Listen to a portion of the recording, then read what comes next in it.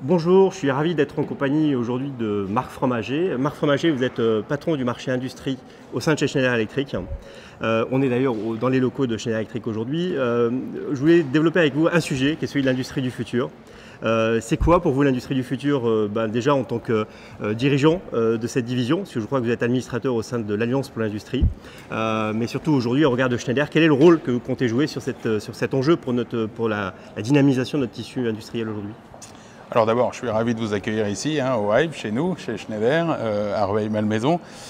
Nous, Schneider, nous avons un rôle aujourd'hui très clair au sein de l'Alliance d'une part, et puis en ce qui concerne l'industrie du futur, puisque pour nous, l'industrie du futur, c'est vraiment la 4e révolution industrielle. Et nous, en tant qu'offreurs de technologie, on se positionne sur ce marché comme acteur de premier rang pour aider les industriels, les PME, les PMI, les grands groupes à optimiser leurs outils industriels. Comment ça fonctionne et comment nous avons segmenté ou organisé ce marché? Assez simplement, d'un point de vue technologique, 3 couches. Une couche objet connecté, une couche contrôle commande, et puis une 3e couche tout en haut qu'on appelle software ou analytics, comme on dit nos amis anglais. Cette couche permet l'optimisation donc de la totalité des outils industriels. Alors, si on parle du software, aujourd'hui, on parle aussi du rapprochement de deux mondes, qui était pure IT et industrie.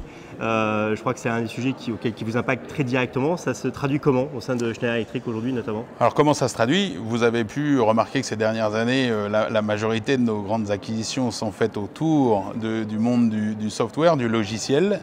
Eh bien c'est le rapprochement de ces deux mondes, le monde de l'industrie, l'opération, vers le monde des machines, vers le monde de l'IT et donc de la technologie informatique. Il n'y a plus de barrières aujourd'hui et donc ça se traduit par notre capacité à proposer des logiciels qui permettent l'optimisation industrielle.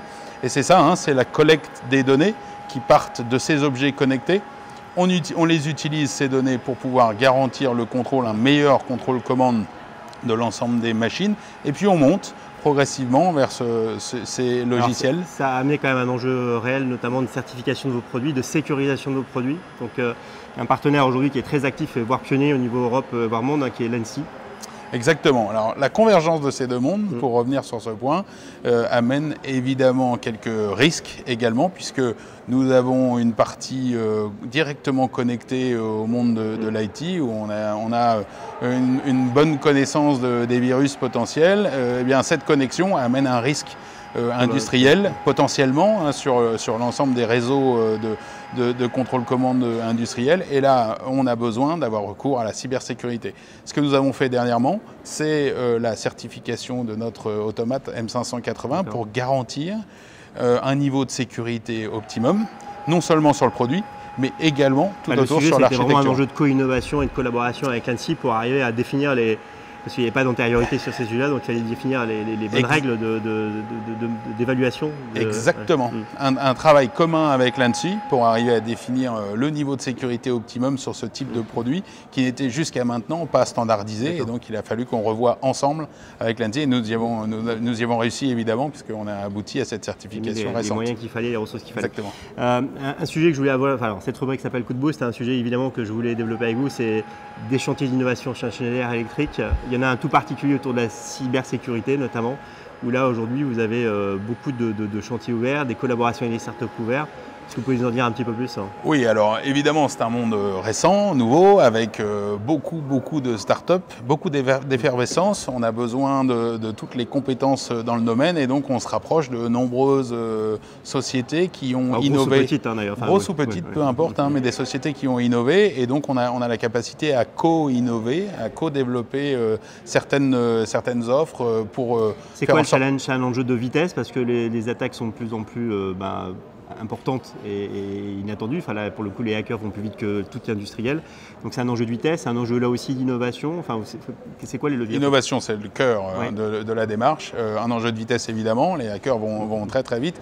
Et puis les risques, il faut absolument qu'on soit capable de mesurer le risque aujourd'hui. Donc on a une recherche active sur toute la partie technologique, mais une recherche active également sur toute la partie risque.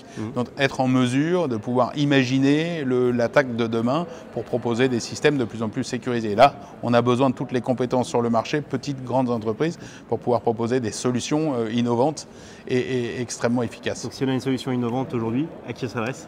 Eh bien, vous pouvez venir nous voir, Schneider. On est complètement ouvert à une participation commune, à un développement commun. On a beaucoup de choses en cours de développement avec de nombreuses startups et de grands groupes. Vous êtes évidemment invités. Nous avons la capacité à travailler autour de ces sujets avec vous tous. Ce qui est sympa, c'est aussi un terrain de jeu grandeur nature. Hein. Enfin, aujourd'hui, voilà, c'est... Tout à fait. Et puis l'actualité, je dirais, de ces derniers mois prouve qu'effectivement, dans ce domaine, les gens sont très imaginatifs, les hackers sont très imaginatifs. Donc on a besoin, nous, d'être très innovants. Merci, merci Marc. Ravi d'avoir fait cet entretien avec vous. Et puis on se suit de près, enfin en tout cas l'actualité de Schneider sur ces thématiques-là. Merci beaucoup. À très bientôt.